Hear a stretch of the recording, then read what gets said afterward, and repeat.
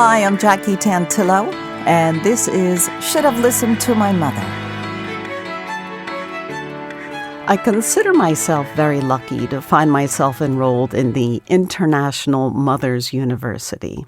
It's called the Should Have Listened to My Mother podcast, now in its 4th season.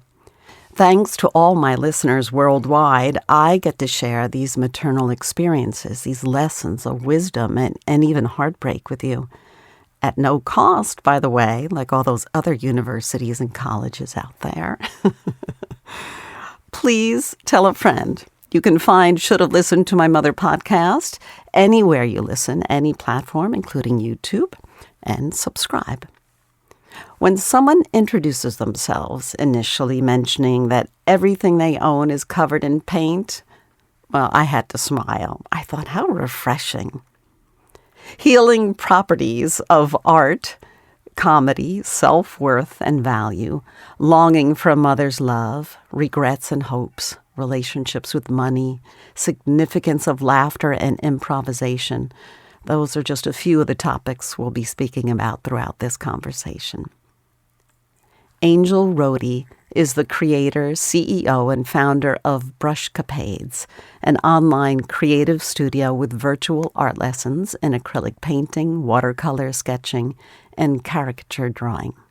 Raised by a single mom, Anjl now finds herself in the middle of an emotional struggle which is more complicated than expected. Hello, Anjl, and welcome to Should Have Listened to My Mother. Hello, Jackie. I'm so excited to be here. Before we go any further, just so people know, I love the derivation, your name, the spelling Anjl, and your last name is Rodee. Does it get more phonetic? The answer is no. How did that all come about? Is there some creative story behind that? There is an embarrassing creative story. When I was 14, that's pretty much when Tiffany drops the Y and puts the I at the end of her name. Yeah, I didn't think the Halo Wings version, which is my name, was clever enough for the corner of a painting. So I went super phonetic, and then, 15 years later, decided there just weren't enough vowels in it anymore. And it just looks like I can't spell. And so I tried to go back to the Halo Wings version, and everybody was like, no, this is you now. So kind of stuck with it. It's hard to... I do too, and as a business owner, I'm highly Googleable. I guess that's a good thing. Yeah, it's unique. Anjl. I was like, wow, That is very, very cool. So we are here to chat about what you do and who you are and how you became who and what you are. Yes. I'd like to begin with your mom's name, and how did you refer to her? I refer to her as Mom, and her name is Pat. A lot of the world knows her as Patsy Nell. Her more intimate circles, I will say. She's very Irish. Her birthday is literally St. Patrick's Day, and Pat Nell is her middle name. So Patsy Nell is also what I call her. I believe I'm speaking to you. You're on the West Coast, and I'm on the East Coast. So where were your beginnings? My beginnings were in the middle, in the Midwest. And actually, I'm back here now. I was on the West Coast for 10 years and have recently moved back to the middle. I grew up in a little town smack in between Milwaukee and Madison, Wisconsin. The town is called Oconomowoc. It is spelled Oconomowoc. And when people see it written and they ask me how to pronounce that, I always respond, Bedford Falls. You pronounce it Bedford Falls.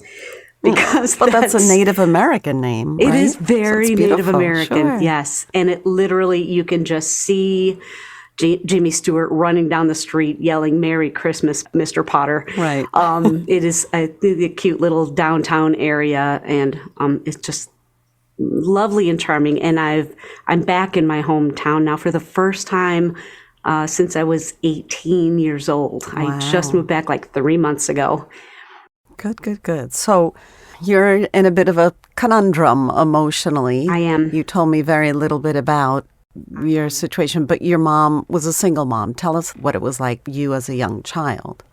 One thing is she was never very good with money. She also had a job and did pretty well at the job, but we moved every 2 years because We would get kicked out of the place we were living because other things took precedence over paying rent. And so we were a bit nomadic, sometimes in the same town, but there was a stint in Florida in there as well. And that was, other than the fact that my mom really,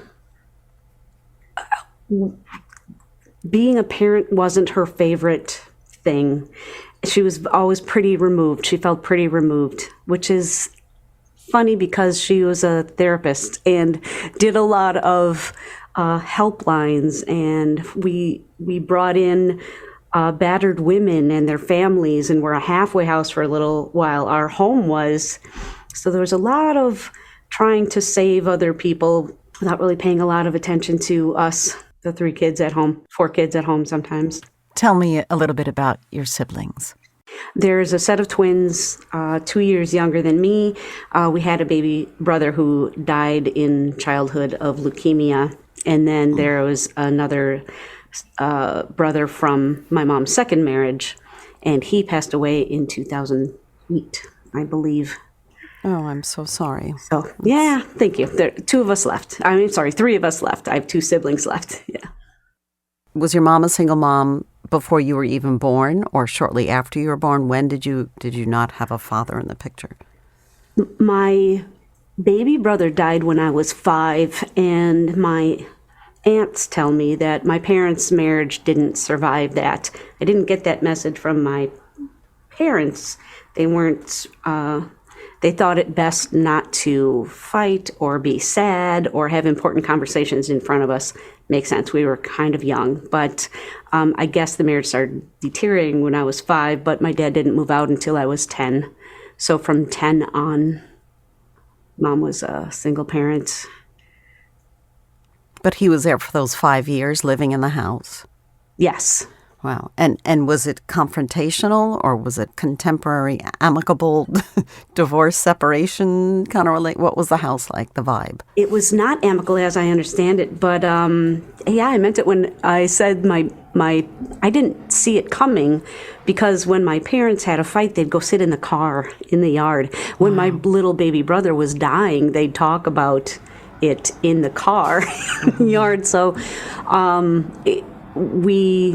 like, my brother died, I didn't know he was sick, and my parents divorced, I didn't know they were fighting. So everything just was kind of a surprise to us at all times. We didn't really see the conflict or right. You never knew anything. Your brother was sick.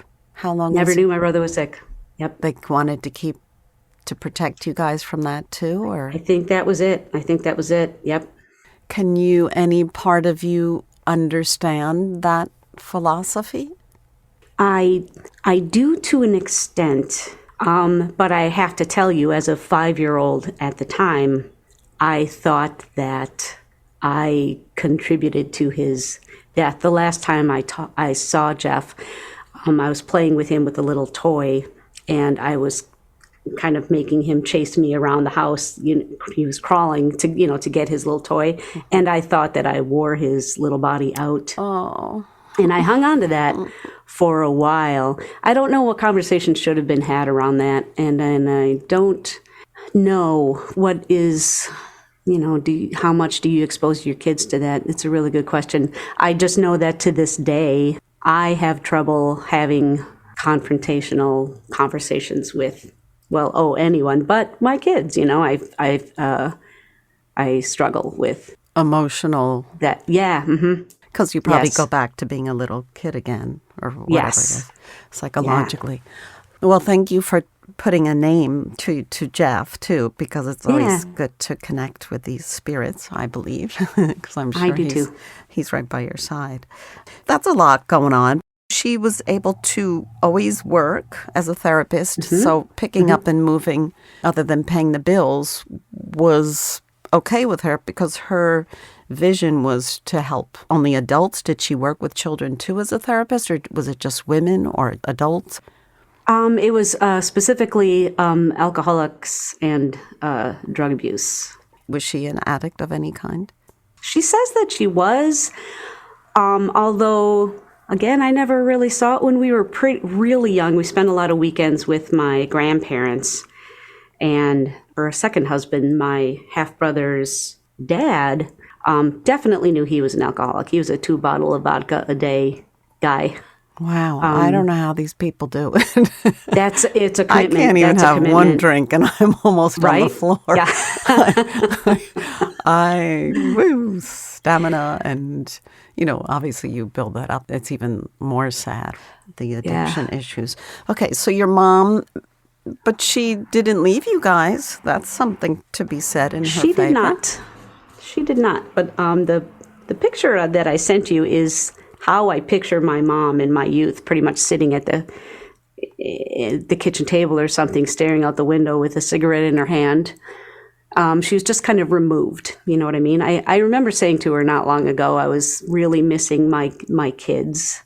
And I said, I would give up 5 years of my life to have one more year with them, living at home because they were grown at that point. She said, I wouldn't. And I said, I know. Yeah, you're living proof of that. So she was checked out. Yes, checked out is the correct. But you also have responsibility to your other children. Now, the grandparents you mentioned, is that maternal grandparents or paternal? That was the paternal grandparents. Okay. Yes. So did your mom have any family members to lean on? Super good question. If she did, she didn't lean on them. I remember her once saying that she married my dad because she didn't think she had other life options. And no, I don't remember her really leaning on her siblings. She had one sister and 2 brothers. And I will say that my extended family with aunts and uncles and cousins were really close. But did she lean on them? I wasn't privy if she did, which I really do think there's something to somebody who saves people for a living really craves being saved. And I feel like that kind of describes my mom really well. Yeah. The irony that, it's not only portrayed in movies, but in real life, because I've known therapists and family members and friends who have had therapists that are probably in more need of therapy than the patient. Yep. Mm-hmm. And they continue to work. And it blows my mind sometimes. And I'm not, that is a broad brush, but I don't want it to be a broad brush because obviously there's very good therapists out there. But it's not the first time I've heard. Yeah. I've heard this. Did she put food on the table? Did she wash your clothes? Or were you the oldest taking care of your siblings? We all kind of took care of each other. We from pretty young on had a list of chores, and the laundry and the feeding and the cleaning were all on there. So we my little brother, my half brother, was born when I was 13. So taking care of him also added to the chore list. Right, you were the surrogate mom, kind of, right? Mm-hmm. So you are running the household, basically, and your mom goes off to work, and then she comes back, and she's checked out. So when did you figure out that this is not what you wanted? I'm going to say when you mean as a parent or as a teen, human living in that. Yeah, were you 18 and you said I'm out of here? 18, went off freshman year to college and never came back. Yes. And we all did that. All my siblings did as well. And we actually all carry a little bit of guilt about that because we left my little brother there kind of without whatever guidance we were able to provide as teenagers was gone. But we were kind of in self-preservation mode at that point. Did your mom give you any advice for college, or you did all that on your own? Did all that on my own. Really left home without a whole lot of life skills, I would say. And I don't blame her for that. I don't think she had it to give because she's still kind of lacking in those life skills. And it is something that you kind of hold. At some point in your life, you're you kind of lament the life skills that you weren't given on the way out the door. And then you get a little older and you realize she did the best she could with what she had. But at the same time, I picked it up somewhere. Maybe she could have picked it up somewhere, Well, I hear that expression so often. And, when I first started this podcast, it was so infuriating to me. I was like, you've got to be kidding me. I mean, like, she didn't know what she signed up for. But when emotionally, psychologically, mentally, someone becomes incapable, you have to somehow have that magic wand touch you on the angel, come and touch you and say, you've got to let that go and you have to figure out what you want in your life for yourself. Yes. I always, as a child, self-medicated, I guess you'd say, with small animals. I grew up on a farm, and I had a large fish tank, aquarium in my bedroom that I always swapped out the wildlife that was in there. Sometimes it was a little snake, sometimes it was some turtles, sometimes it was always something. And then from there to dogs, and from there I have a cat now. My dad always said, I got pregnant in college, and my dad always said, you are making something to love, to love you back. I'm like, that's probably not inaccurate. It's probably... Well, but at least you were longing for that. Yes. Obviously, you didn't have it, but at least you were looking forward to that, right? Yes. And that was you, and that's wonderful. And when did you start your painting and your artwork? Painting was always something that I could do. I went back to college when my young marriage fell apart. And so I was a graphic designer and a commercial artist for a good 15 years. But I learned how to paint in Photoshop because undo and delete and layers felt really safe. And I never really got my hands messy with the paint until I started my business. And I can draw, so painting wasn't that far away. But what an amazing self-care thing that really turned out to be. And that's kind of therapy. I mean, there are people that specifically do art therapy. My sister does art therapy with her young students. So good. It's very therapeutic and very healing. So I applaud you for finding that. That's pretty magical. Did your mom have any artistic ability? She didn't. My dad did, and my mom's brother did. So it's in the family on both sides. And you mentioned when we first started getting going that her relationship with money was not wonderful. Mm-hmm. And that's kind of played a big part in your role, especially being self-employed and an artist. You have to really have that confidence and believe in yourself. Yes. To promote your work. Yes. So how has that played a role? I mean, a lot of people have issues with money. Yes. Right? And I learned along the route that just like you have relationships with people, you have relationships and emotional attachments, positive or negative, with money. And I'm really grateful that I have a lifelong relationship with learning. And lucky, too, that we live in a time now where if there's something you don't know, you can search it in YouTube and figure it out. And so I learned to have a more positive relationship with money and with people and with my mother. And self-worth. Yes. Self-worth. And yes. Your mother. Yeah, your mom is still alive. Pat's is still alive. How old is she? Pat is now 82 years old. And is she a healthy 82 or? She has advanced COPD, a pulmonary disease due to 3-pack-a-day cigarette habit. And so now she's starting to dive into the dementia world as well, related to her veins, her vascular degeneration, all kind of related.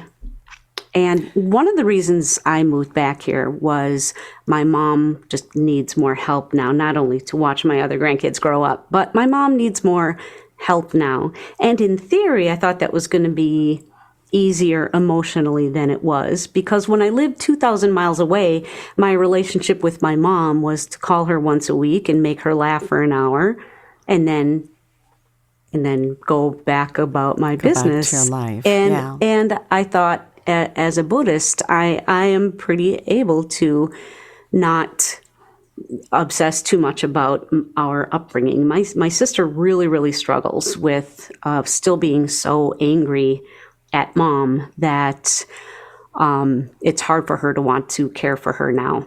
And I was kind of surprised that when I got back and I'm more intimately and actively involved, it was kind of hard for me too. And that kind of took me by surprise. I didn't think that was going to be a struggle for me, but it really was. I applaud you for letting the past go, because I think it's the only way to really live. If you hang on to all that anger and animosity and hurt, you only get this chance once, so we remember, whether, depending if you believe in reincarnation. So I applaud you for Thank you. going. And I totally understand that it's hard. You have to be open to whatever emotion hits you when you walk in that door. Yes. And the switch for me, the thing that was, once I finally just started the doing without getting too lost in the why, the doing, the taking care of her, being proactive in her care, made me feel so strong and positive. And it had nothing to do with our past or my relationship with her even. I was doing right and good things, and I pulled my good feelings from that. And that's important. That's all that you were doing. You were doing good and the right thing. So as your mom was doing all those good things to help all those other people, unfortunately she didn't turn around and have the love radiate to her family. So many missed opportunities, it seems like. Did she ever give you advice, mother-daughter advice, anything? No. To this day, get this story. I said to her once, I had a cancer scare with my female bits. And I thought that her mother died when she was young, when she was 21, when I was a week old. And I always thought she died of lung cancer from smoking. And she told me when I said, I'm looking into the history of her family because my doctor is asking. And she said, well, your grandma died of ovarian cancer. I said, wow, what? Why didn't you tell me? She said, it's none of your business. What? Oh, yes, it kind of is my business. Yeah, big time business. Also, she didn't have a mom either. Right, yeah. During her mother years. And you know what? I'm sure that grief, that's just hitting me right now, Jackie. Wow, I was a week old. I was her oldest kid. Oh no, I'm gonna cry. I had a dog once who died of cancer, and I got another dog right away. And it took a long time to get over resenting that new dog because my beloved dog had gone. And I don't think she resented me, but maybe she resented mothering when she just lost hers. Ooh, that makes sense. Wow. When her mom died, she was 21. Yeah. When your grandmother died, she was 21. Yes. And you were? A week old. A week old. Yeah. We passed in the hallway of the hospital. She got clobbered. Yes, she got clobbered. The beginning of the whole experience. I would imagine that explains a lot. She lost her mom at a young age, and now she had a new baby, and she didn't have anyone to lean on or that maternal support. Anjl, we've been having this incredible conversation, and I thank you for being so open and honest with me. You had mentioned to me that your background is not only in art, but you do improv and comedy, and you incorporate that in your work and your classes, especially in Brushcapades. So yes. How about if you share with us a little bit more about what your classes are like? Yes, I teach people how to paint a thing, but more importantly, I teach people that they are an artist, that they are creative. We are the only living creature that creates things, and it's inherent to what we are. It's scientifically proven to help with anxiety and depression and sleeplessness. We should do it because it's good for us, not because we're good at it, because we will get good at it the more you do it. But when you think of it as a self-care tool rather than something you're born with, that you are born with it, but we give ourselves a different message after the age of 6, right? When we're 6, we're all artists and singers and dancers. And at some point, we just decide, oh, that's not my thing. I'm going into accounting now, or technology, or coloring outside the lines is art too. Absolutely, making a mark is the thing. So and you know what? This is something else I probably good that I got from my mom. I teach the why about painting, not just the how, but the why, and I feel like that's really helped me be successful in what I do. Now, what is it about the why, that relates to your mom? Because she, the therapy aspect, I guess, she cared so much about helping people who were struggling with addiction to move beyond it and live a healthier life. So, I think once a therapist, always a therapist. Sure. So when we'd come to her with news as a kid, good news or bad news, didn't matter. Her response would be, well, I'm scared for you. What? Why are you scared for me? And then we'd have a conversation, So I worry about people as well. Not in a bad way. I care for people. Therapist's daughter. Yes, right? Exactly. It's your 4th occupation, maybe. Yes. Oh my gosh. So brushcapades.com, is that how people can find Absolutely. your virtual art classes? Absolutely. I teach corporate events around the world, and I'm just starting to offer public classes again. Oh, fantastic. Yeah. And you adapted. You had to Yes. change your whole business to go virtual, and congratulations, Thank you. because I think that's going to be a component that all of us will always use Absolutely. going forward. Yeah, I think so. Yeah. Anjl Rodee, thank you so much for joining me on Should Have Listened to My Mother. Thank you for having me. And we'll be back next week with another episode of Should Have Listened to My Mother.